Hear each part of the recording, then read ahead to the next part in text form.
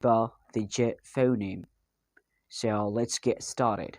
Well, according to places of articulations, the J sound is post-alveolar sound, and according to manner of articulations, the J is affricate.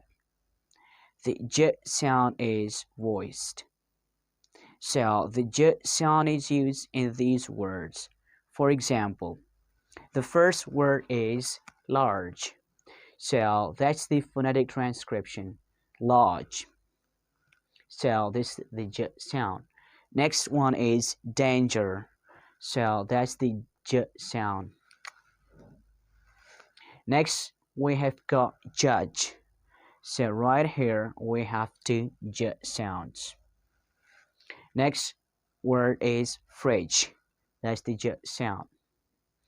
Next word is edge. And the last word is jeep.